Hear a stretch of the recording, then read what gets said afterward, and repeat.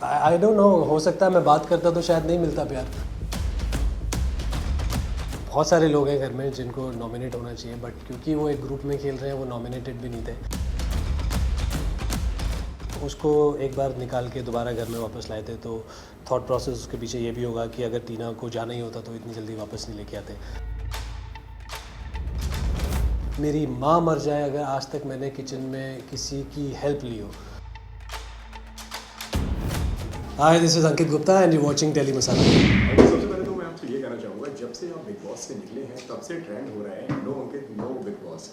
1.1 million से ज़्यादा लोग इसके ऊपर ट्वीट कर चुके हैं। वेल, जब से ही निकले हैं तब से ट्विटर पे तो आप नंबर 1 ट्रेंडिंग पे जा रहे हैं। क्या कहेंगे इस बारे में? इस तरह का प्यार आपने बिग बॉस के घर में एक्सपेक्ट किया था, जबकि वो कंटेस्टेंट थे जिससे बोला गया कि आप बात नहीं करते हैं, आपको तरह तरह के नाम दिए गए, तरह तरह की तरीके से आपको ट्रोल किया गया। क्या कहना चाहेंगे आप इस पर? पहले तो मुझे एक्चुअली पता नहीं है कि अभी लोगों को कैसे पता चल गया कि मैं ऑलरेडी घर से बाहर आ चुका हूँ, बट जैसे भी पता चला, जो भी है, मुझे भी अभी अभी पता चला है कि ट्विटर पे ट्रेंडिंग चल रहा है over 1 million view tweets. It is overwhelming and I have no words to express this feeling. I think किसी भी आर्टिस्ट के लिए सबसे बड़ी बात होती है ऑडियंस का प्यार, और प्यार जब इस रूप में मिले तो I don't know मैं क्या बोलूँ, but I'm just very grateful and very thankful to all the viewers and to the God कि इतना प्यार मिल रहा है। Thank you so much guys। भाई, लोगों ने आपको टैग दिया कि ये बंदा बात नहीं करता है, ये बंदे ने बात नहीं करी तो अभी ये है, अगर ये बंदा बात करता तो क्या रिस्पॉन्स? I don't know, हो सकता है मैं बात करता तो शायद नहीं मिलता प्यार, क्यों जो जैसा इंसान होता है आई थिंक वो पर्सनैलिटी उसी के लिए बनी होती है ऐसी, तभी उसको इतना प्यार मिलता है। ओके अंकित सर, ये जानना चाहेंगे आपको क्या लगता है आपका एविक्शन फेयर है या अनफेयर है? इफ अनफेयर है तो आपकी जगह कौन निकलना चाहिए था? थोड़ा सा अनफेयर मुझे लगा, क्योंकि ऑडियंस के हाथ में नहीं था इस बार एविक्शन, घर वालों के हाथ में था। और जब ये अनाउंस हुआ तो क्लियरली पता चल गया था कि मैं ही इविक्ट होने वाला हूँ, क्योंकि सारे घर वालों का टारगेट मैं और प्रियंका ही थे और मैं नॉमिनेटेड था।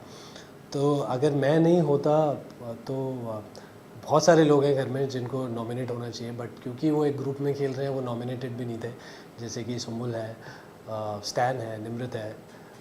तो आई डोंट थिंक उनका कुछ इतना ज़्यादा इन्वॉल्वमेंट है घर के अंदर। ओके।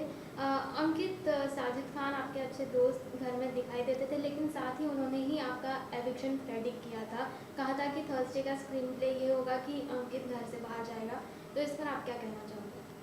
तो साजिद सर बहुत कैलकुलेशंस करते हैं, तो क्योंकि 4 लोग नॉमिनेटेड थे, विकास, सृजिता, टीना और मैं।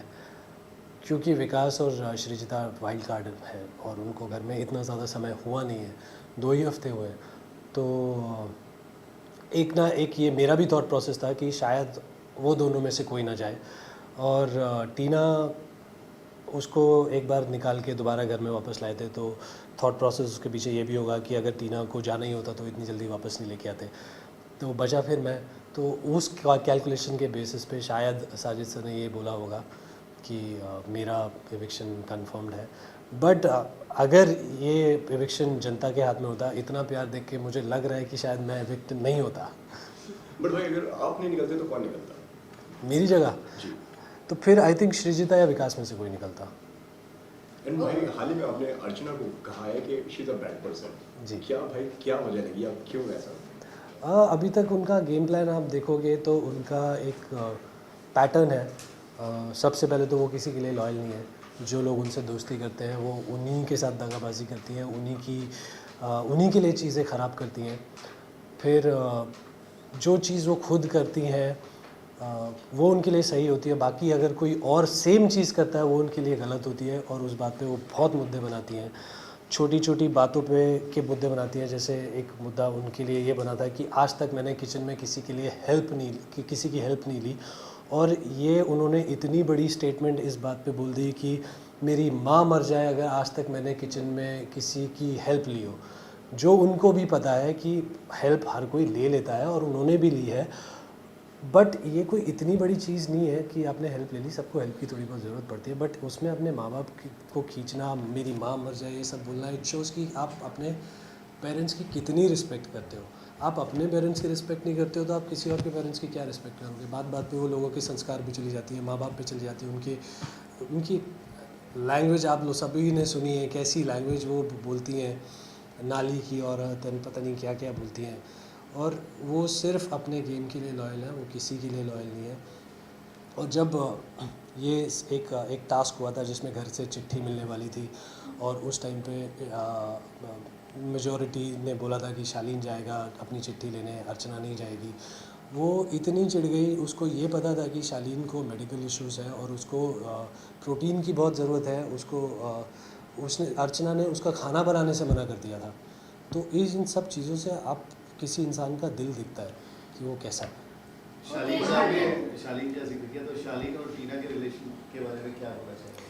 देखिए, मैं उस लायक नहीं हूँ कि मैं किसी के भी रिलेशनशिप पे कोई भी कमेंट करूँ। और आपने हंसी मजाक में बोला था क्या भाई बहन का रिलेशनशिप है? वो तो अपना हंसी मजाक चलता ही रहता है, बट उनके रिश्ते को बहुत लोगों ने फेक बोला। और एक बार टीना ने मुझसे ये पूछा भी था कि क्या आपको भी हमारा रिश्ता फेक लगता है। तब मैंने उनसे एक चीज़ बोली थी कि आपका जो रिश्ता जो दिखता है वो ऑब्वियसली दोस्ती का नहीं दिखता, वो दोस्ती से थोड़ा ज़्यादा दिखता है, और दिखता है कि आप दोनों एक दूसरे को लाइक करते हो। लेकिन प्रॉब्लम तब होती है जब आपसे कोई पूछता है कि ये रिश्ता क्या है और आप दोनों पॉइंट ब्लैंक बोल देते हो कि हमारी तरफ से ज़ीरो है। अभी अगर आपके एक्शंस कुछ और बोल रहे हैं और आपके शब्द कुछ और बोल रहे हैं, तो फिर वहाँ पे प्रॉब्लम आती है कि लोगों को वो फिर फेक लगता है।